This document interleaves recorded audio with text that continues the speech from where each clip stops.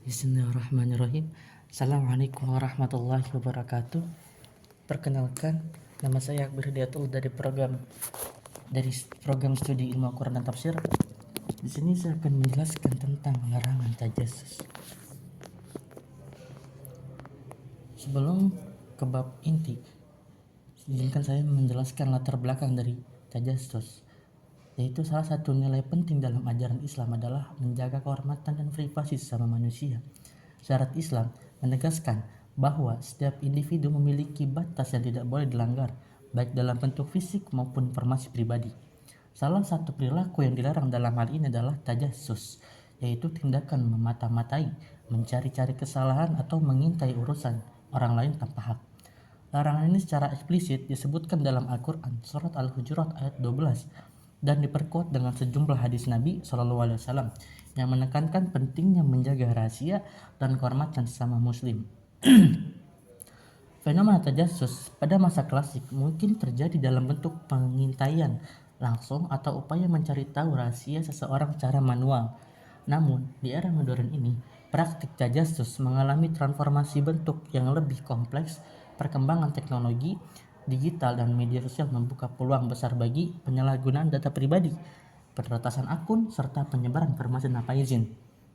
Isu kebocoran data atau data breach dan pengawasan digital yang berlebihan menjadi contoh nyata bagaimana nilai larangan tajassus diuji dalam konteks kekinian.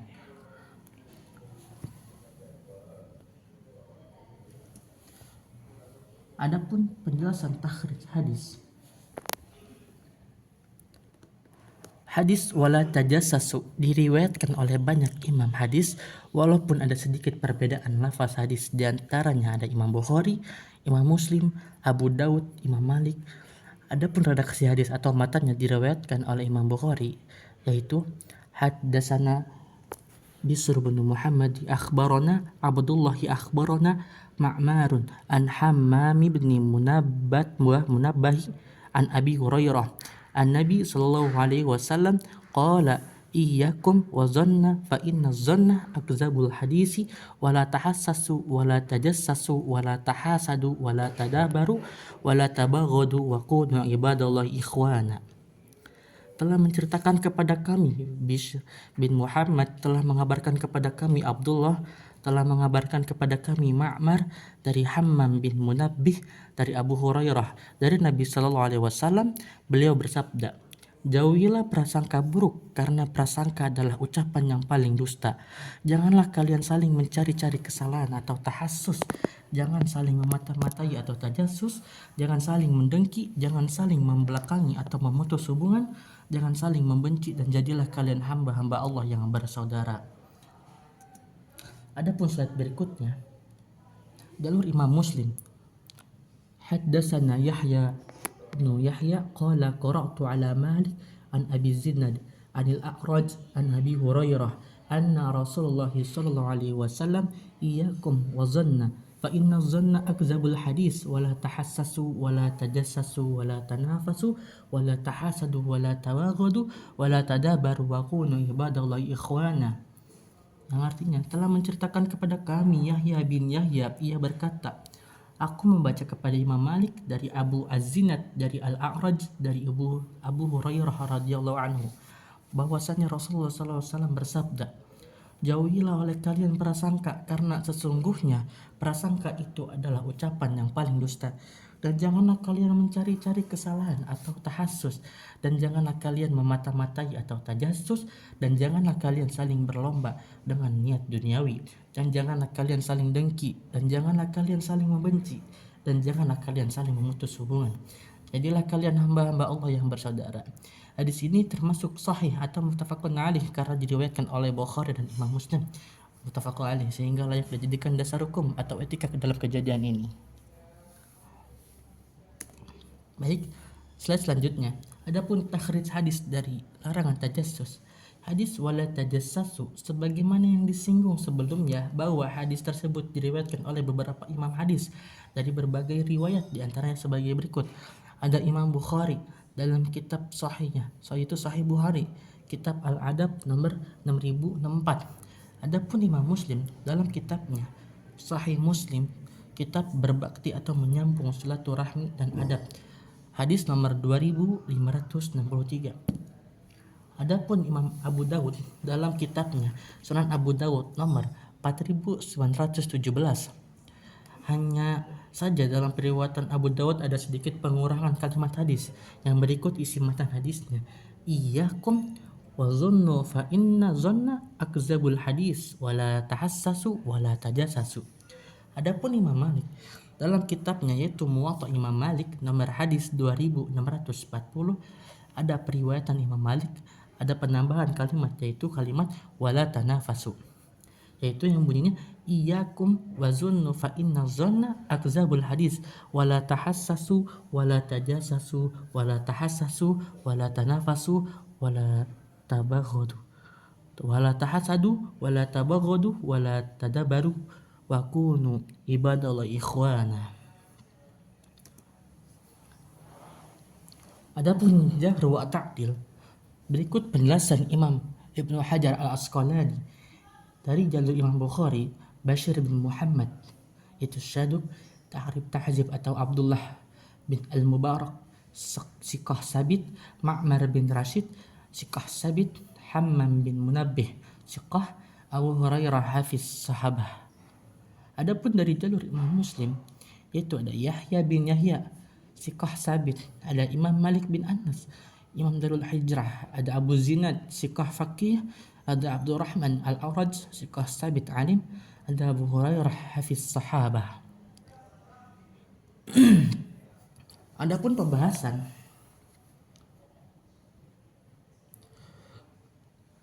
sabdanya, jauhilah prasangka, kata Al-Khattabi dan ulama lainnya. Yang dimaksud bukanlah larangan untuk meninggalkan zon atau dugaan kuat yang menjadi dasar hukum dalam banyak perkara syariat, atau melainkan larangan untuk menetapkan prasangka buruk yang dapat merugikan orang yang diprasangka. Kemudian demikian pula larangan terhadap apa yang muncul di hati tanpa dalil yang jelas, sebab awal dari prasangka hanyalah lintasan pikiran atau khawatir yang tidak mungkin dihindari, dan sesuatu yang tidak mampu dihindari tidak dibebankan atasnya kewajiban. Hal ini diperkuat oleh hadis, Allah telah memaafkan umatku dari apa yang dibisikkan oleh hati mereka. Al-Qurtubi berkata, yang dimaksud dengan zon, prasangka dalam hadis ini adalah tuduhan tanpa sebab yang jelas, seperti seseorang menuduh orang lain berbuat keji atau berbuat zina tanpa adanya tanda-tanda yang menunjukkan hal itu. Karena itu Nabi SAW menyambungnya dengan sabda, dan janganlah kalian saling memata-matai, sebab biasanya seseorang ketika muncul prasangka dalam hatinya, ia ingin memastikan kebenarannya, lalu ia mulai memata-matai, meneliti dan mendengarkan, maka hal itu dilarang. Hadis ini sejalan dengan firman Allah Ta'ala yaitu di Quran Surah Al-Hujurat ayat 12 yang artinya, jauhilah kebanyakan prasangka, sesungguhnya sebagian prasangka itu dosa, dan janganlah kalian saling memata-matai, dan janganlah sebagian kalian menggunjing sebagian yang lain. Maka susunan ayat tersebut menunjukkan perintah untuk menjaga kehormatan seorang muslim dengan sebaik-baiknya, dimulai dari larangan berprasangka buruk, karena jika seseorang berkata aku hanya ingin mencari tahu kebenarannya, maka dikatakan kepadanya janganlah kamu memata-matai. Dan jika ia berkata aku sudah tahu tanpa memata-matai, maka dikatakan kepadanya janganlah kamu menggunjing. Adapun pendapat yang lain, Al-Qadi Iyad berkata, sebagian kalangan menjadikan hadis ini sebagai dalil untuk melarang penggunaan ijtihad dan ra'yu atau pendapat akal dalam menetapkan hukum. Namun para peneliti atau al-muhakkikun menafsirkan bahwa yang dimaksud dalam hadis adalah prasangka semata yang tidak disertai dalil, tidak bersadar, tidak berdasar pada kaidah, dan tidak melalui penelitian yang benar.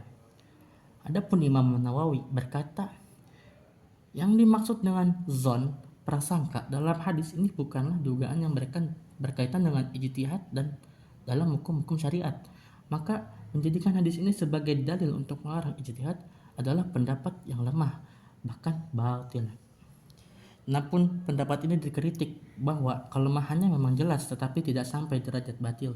karena lafaz hadis masih memungkinkan untuk diarahkan ke makna tersebut, terutama jika ditafsirkan sebagaimana yang dijelaskan oleh Al-Qadi Iyad. Dalam kitab Al-Mufhim, Al-Qadi Iyad juga menjelaskan zan yang dimaksud dalam syariat yaitu menguatkan salah satu dari dua kemungkinan atau dugaan, atau zan yang bermakna yakin, tidak termasuk yang dimaksud oleh hadis maupun oleh ayat. Maka tidak perlu diperhatikan orang yang menjadikan hadis ini sebagai dalil untuk menolak zan atau syar'i atau dugaan hukum yang berdasar dalil.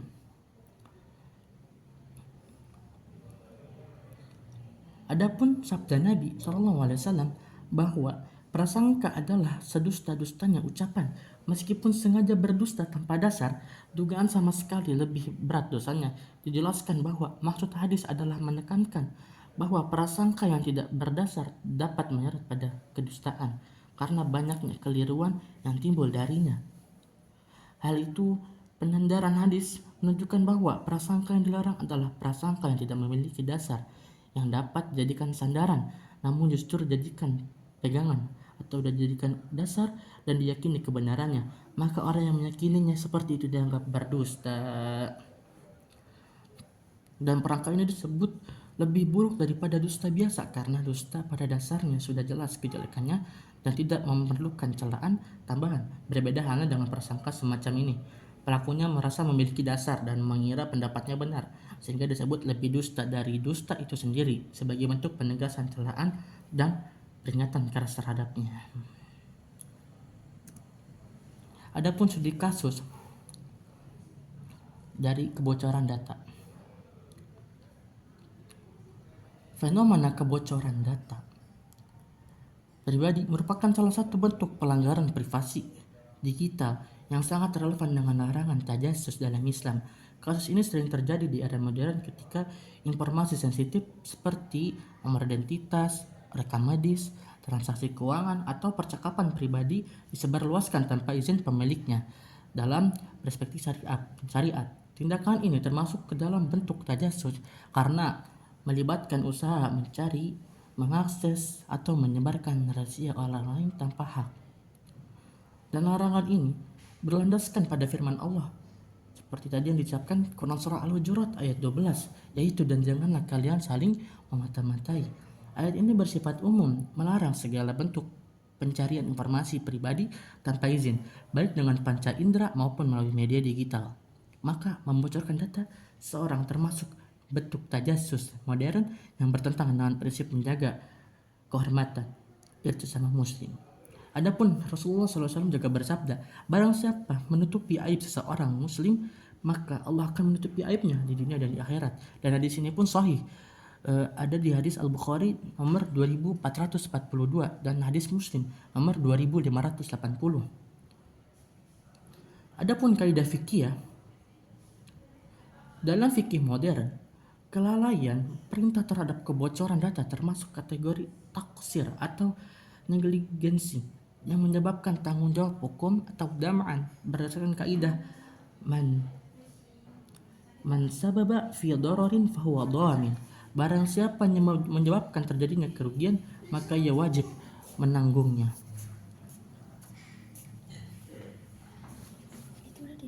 Maka jika kelalaian sistem keamanan pemerintah menyebabkan data rakyat bocor, mereka secara syar'i berkewajiban memperbaiki kerugian serta memastikan tidak terulang, karena hal itu termasuk daror bil taksir atau bahaya akibat kelalaian.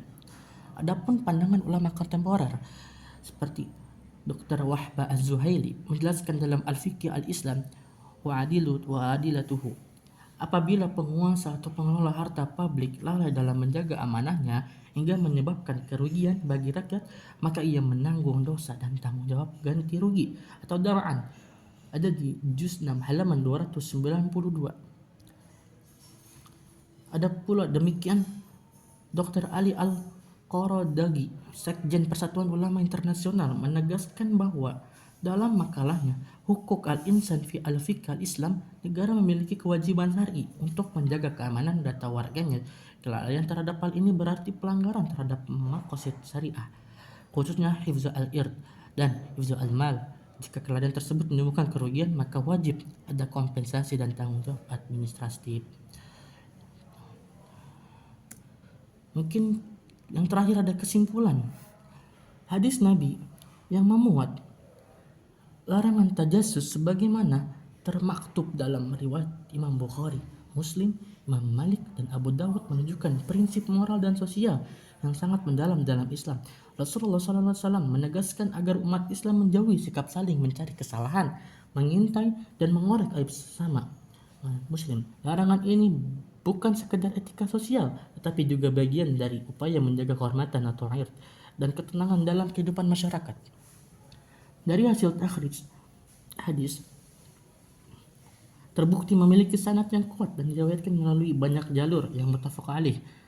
Para ulama seperti Ibnu Hajar dalam Fathul Bari menegaskan bahwa tajassus mencakup segala bentuk pengintaian terhadap sesuatu yang disembunyikan orang lain tanpa hak, baik dalam ranah pribadi maupun publik. Dalam syarah hadis, tajassus dipahami sebagai perbuatan yang merusak ukhuwah, menimbulkan prasangka dan membuka pintu fitnah.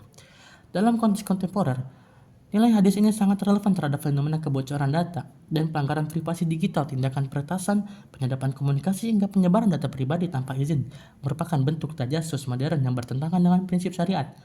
Islam menuntut agar setiap individu atau setiap lembaga maupun negara menjaga kerahasiaan dan kehormatan orang lain, serta tidak menggunakan teknologi untuk melanggar batas etika dan beragama.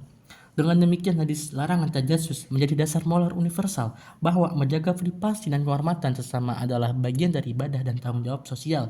Prinsip ini sejalan dengan tujuan syariat atau maqasidus syariah, yakni menjaga agama, menjaga jiwa, menjaga akal, harta, dan kehormatan manusia. Oleh karena itu, di tengah kemajuan teknologi informasi, nilai-nilai hadis ini harus dijadikan pedoman untuk menciptakan ruang digital yang aman, etis, dan berkeadilan. Prinsip yang terkandung dalam hadis ini sangat relevan di era modern, di mana krisis ekologi menuntut kesadaran moral, sosial, dan spiritual untuk menjaga keseimbangan alam sebagai wujud ibadah kepada Allah Subhanahu wa taala. Mungkin cukup sekian penjelasan dari saya. Wabillahi taufiq wa hidayah. Wassalamualaikum warahmatullahi wabarakatuh.